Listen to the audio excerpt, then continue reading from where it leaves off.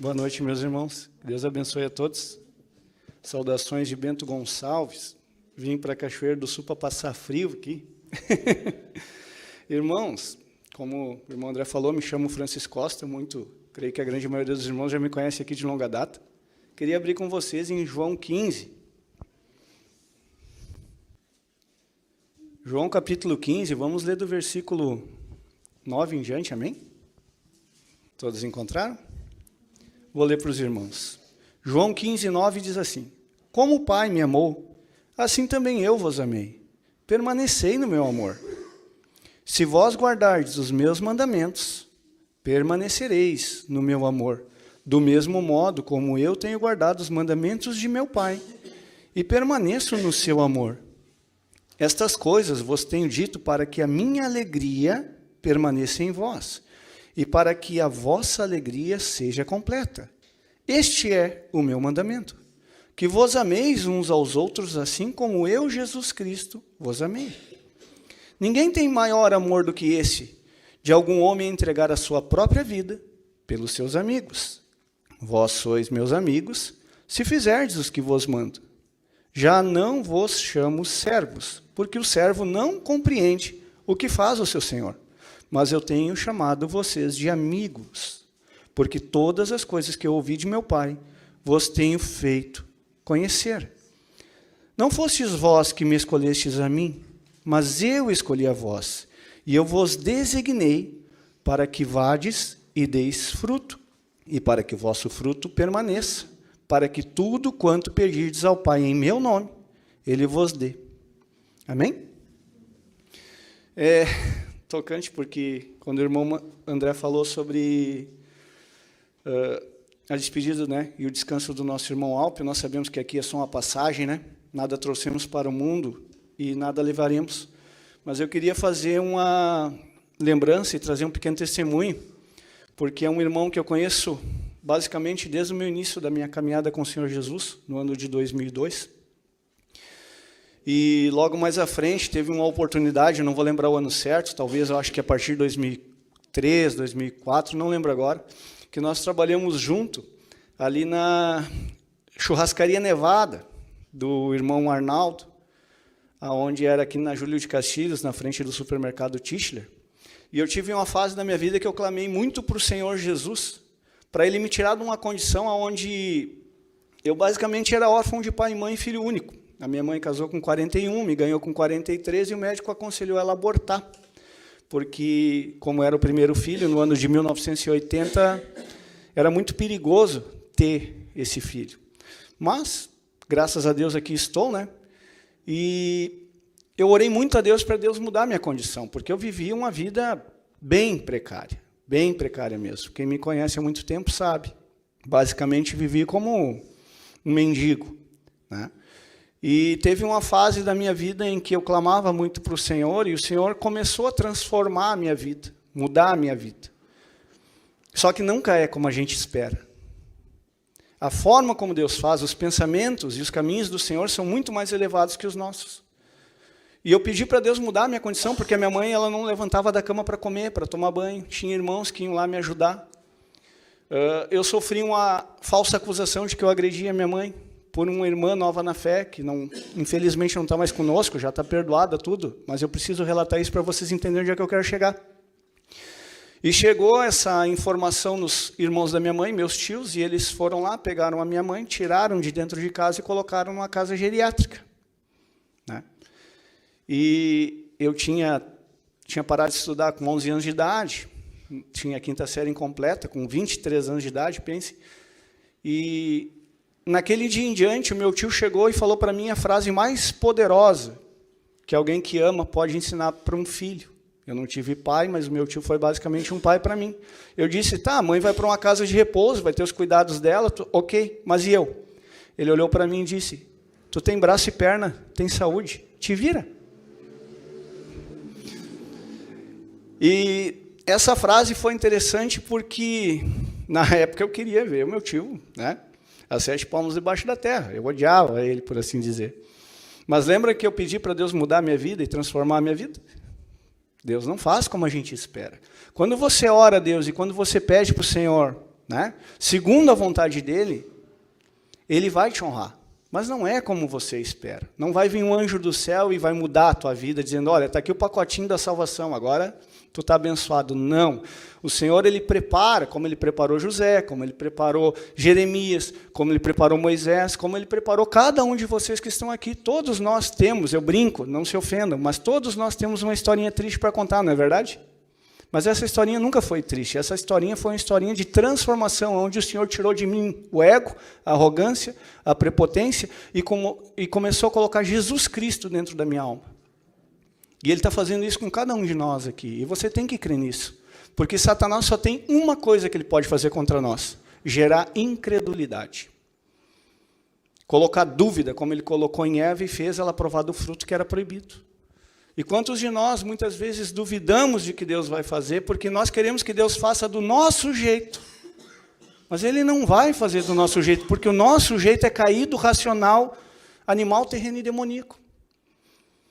Mas quando Ele faz do jeito dEle, e eu me submeto por fé, como o irmão leu aqui em Hebreus 12, né? Estamos rodeados de tanto testemunho, aí o milagre acontece.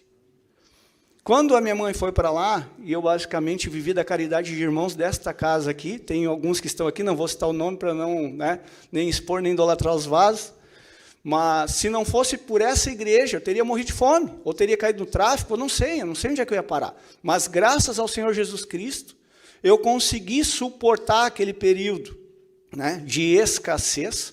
Ainda hospedei, sem ter nem luz, sem ter nem comida em casa, 2 sem teto, que eram irmãos também.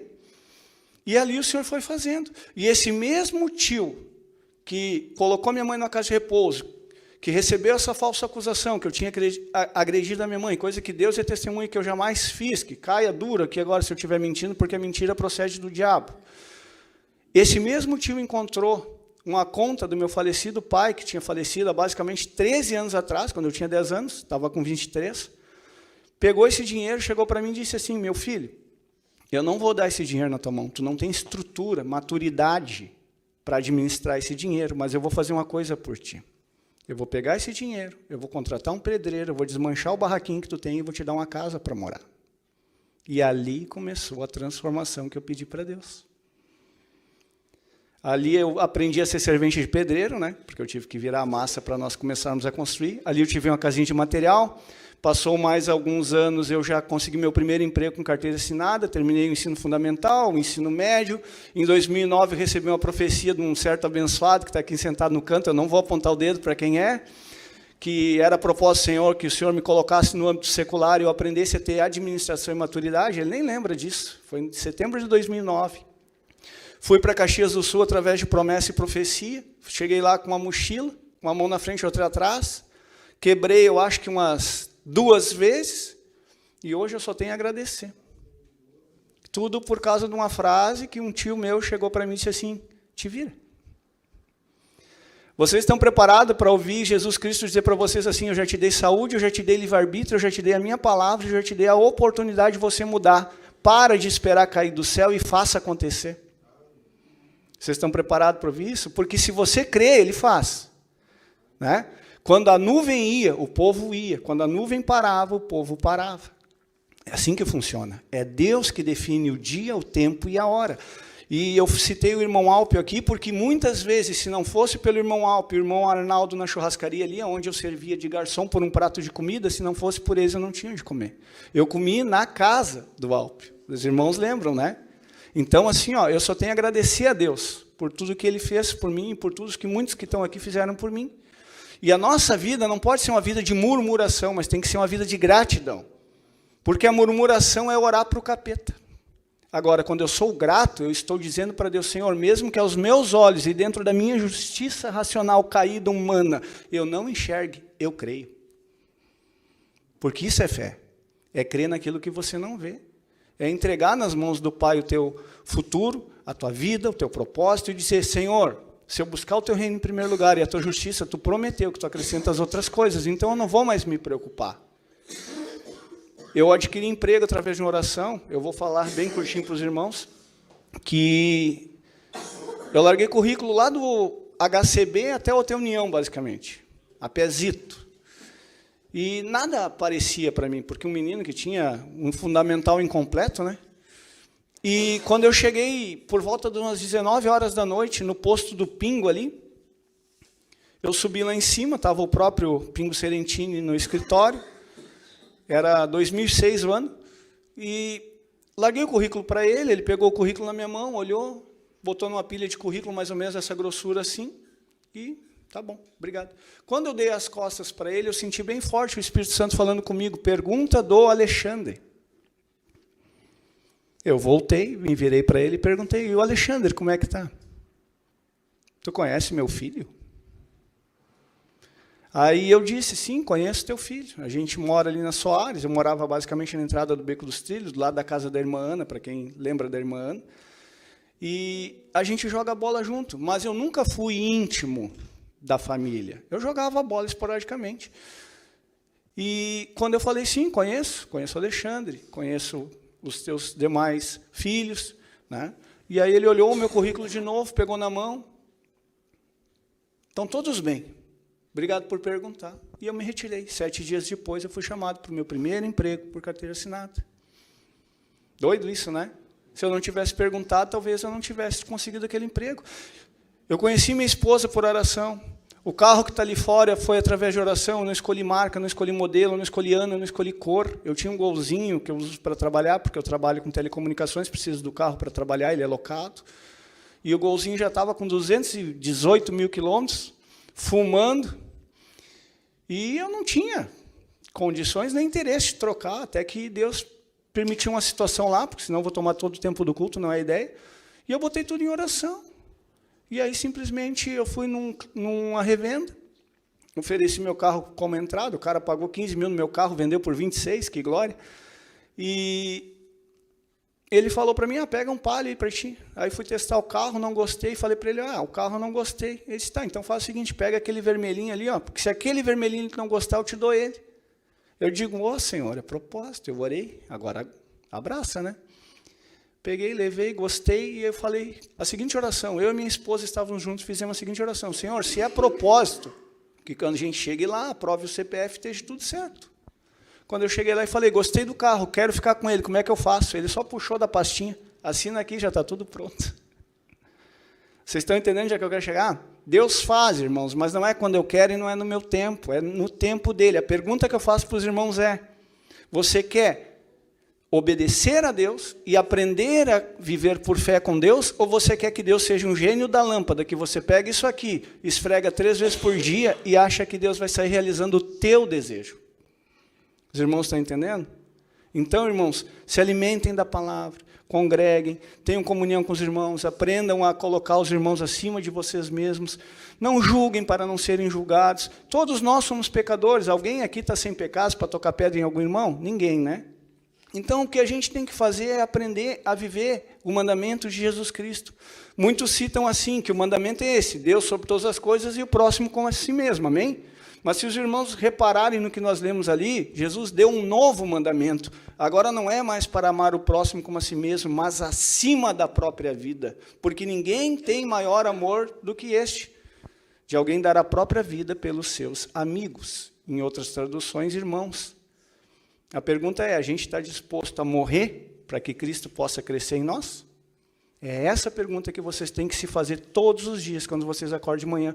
Porque ser crente dentro da igreja é fácil, mas ser crente dentro da nossa casa, ser crente do nosso trabalho, no trânsito, na fila do mercado. A minha esposa me xinga muitas vezes porque eu sou educado demais com a caixa do supermercado. É engraçado isso, né? Mas é isso, irmãos, que a gente erre sempre para o bem, que a gente erre sempre para mais, que a gente erre sempre procurando ser a imagem de Cristo, o caráter de Cristo, que a gente possa expressar os frutos do Espírito, porque conhecer Bíblia de capa a capa até o capeta conhece. Pregar a Bíblia, Satanás usou para tentar Jesus no deserto. Agora, Jesus disse, nisto é glorificado o meu Pai, em que vocês deem frutos. Vamos finalizar com Gálatas 5:22? Amém? O que é dar fruto para o Senhor e glorificar a Deus através da nossa conduta, através do nosso agir? Mas o fruto do Espírito é amor, alegria, paz, paciência, benignidade, bondade, fé, brandura, temperança. Contra estas coisas não há lei. Ou seja, quando nós frutificamos, quando nós expressamos essas coisas, nós saímos da lei e finalmente entramos na graça. Os irmãos estão entendendo? Quem ainda usa isso aqui para julgar, para se autoavaliar e para apontar o dedo, nem saiu da lei, nem contemplou a graça ainda. Mas nós somos salvos por graça. Se nós usarmos a lei, seremos julgados com a mesma régua moral que nós usamos para julgar os outros. Que a gente crucifique essa serpente dentro do nosso coração, porque é do coração que procede toda a maldade que está aí ao nosso redor, amém? Deus abençoe os irmãos.